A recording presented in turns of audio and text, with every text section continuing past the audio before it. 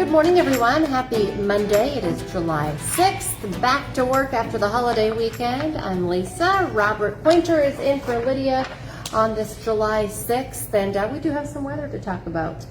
So today, already this morning, it's pretty warm out there. Yeah, already around 70 degrees, so temperature stayed pretty mild throughout the night, if not just outright warm. We did have some rain in western parts of North Dakota to bring some stronger thunderstorms. Those made their way near Devil's Lake.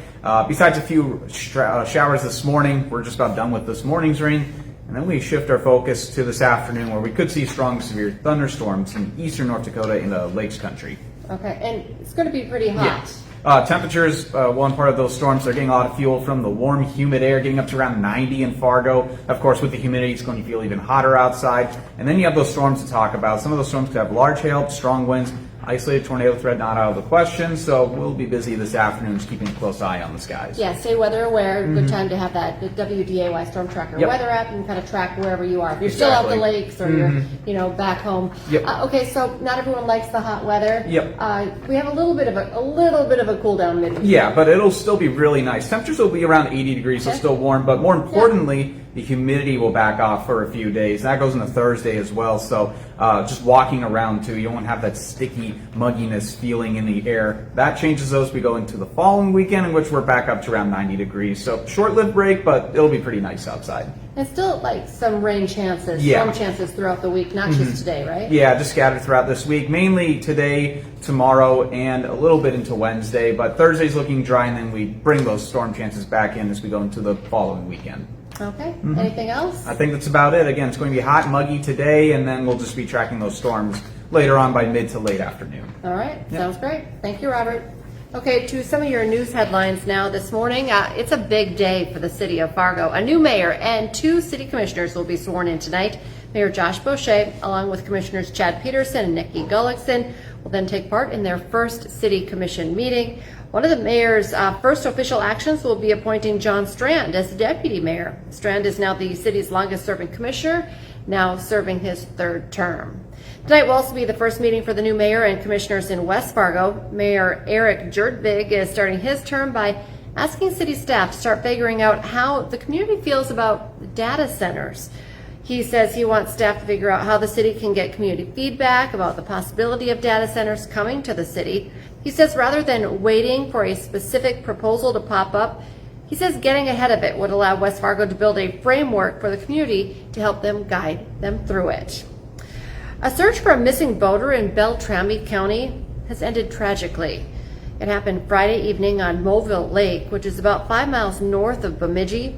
The sheriff's office says it got a call around 5 in the evening that a man had left the boat, entered the water, but did not come back up. About a half hour later, first responders said they located what was believed to be a body, but because of bad weather, they were not able to recover the body until several hours later. Today, a Moorhead murder suspect is back in court for a pretrial hearing ahead of the settlement conference after a jury was unable to reach a verdict on all counts. Of course, this is a story that WDAY has been tracking for months. Jerome Thomas's case was deliberated for 3 days in April before the jury told the judge it could not reach a verdict on one of the 5 counts.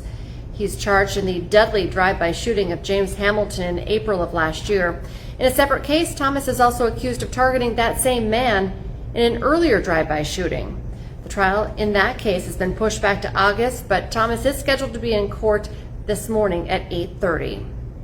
Also today, a Fargo murder suspect will make his final court appearance before his trial begins. Police have called this shooting an ambush. Levi Larte is accused of killing Nadine Corey at a Fargo apartment building where he was staying last October. His trial is set to begin tomorrow morning. Today, you can take home a piece of Fargo history. Bricks from Horace Mann Elementary have been set aside for people to take home as keepsakes. If you would like a piece of the historic school, they will be available from noon until 4:30 this afternoon. They'll be handed out on a first-come, first-served basis. Another big night for soccer fans, and Dom's going to be talking World Cup. Today on Hot Mike with Dom Izzo. It's been a wild 24 hours for the U.S. men's soccer team, but game day is here, and they will have their top player back. Dom will have a preview of the knockout match with Belgium. Also, side note, they're going to have another one of those big watch parties at Broadway Square in downtown Fargo tonight. So if you'd like to watch with a lot of other fans. You can head to downtown Fargo tonight.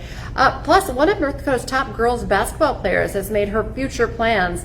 Valley City's Katie Burchill discusses committing to MSU Moorhead.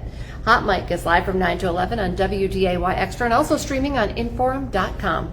And remember, now is a great time to get that Inforum.com subscription. It's your all-access pass to all these news, weather, sports headlines.